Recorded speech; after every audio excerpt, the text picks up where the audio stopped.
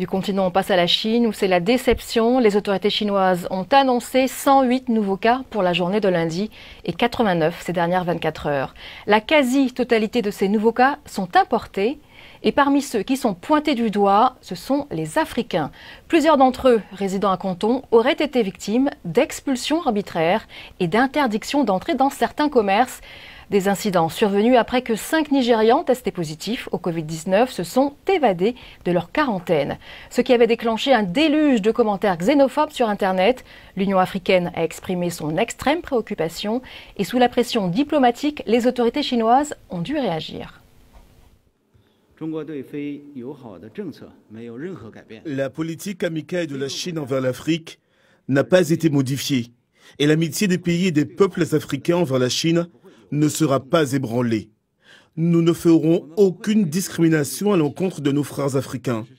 En fait, lors des premiers jours de l'épidémie en Chine, plus de 3000 étudiants africains à Hubei et Wuhan étaient en sécurité à l'exception d'une personne qui a été infectée et rapidement soignée. Dans le cadre du processus de prévention et de contrôle des épidémies, le gouvernement chinois attache une grande importance à la sécurité et à la santé des étrangers en Chine. Tous les étrangers en Chine sont traités sur un pied d'égalité et la Chine s'oppose à toute approche différenciée visant des groupes de personnes spécifiques. La Chine et l'Afrique ont toujours été de bons amis, des partenaires et des frères. Et voici justement le témoignage de Patrick Lelo, chef d'entreprise congolais résidant à Ganzhou.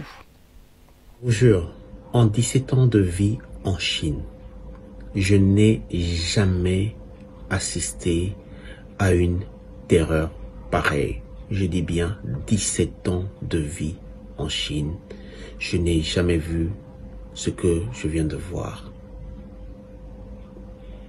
Les Africains chassés de leurs appartements, des Africains qui ont dormi à la Belle Étoile, et des Africains qui en fait ont été chassés en fait des différents lieux publics, stations de métro, bus, restaurants, même les McDo dans les marchés, où on stipulait clairement qu'il est interdit aux étrangers et précisément aux Noirs d'entrer dans ces lieux. Je suis un parent, j'ai 2 enfants. Ma fille est née à 13 ans, mon garçon a 9 ans. Et le plus petit me pose la question de savoir, papa, pourquoi est-ce que on nous enferme à la maison ? Alors que l'enfant des voisins, tout ça, est libre de mouvement, il peut sortir et ils peuvent aller jouer en bas. Que vais-je répondre à un enfant de 9 ans? Que vais-je lui dire? Devrais-je lui dire c'est que papa est étranger, qu'il est noir, que l'État ou le gouvernement a exigé à ce que on soit mis en quarantaine?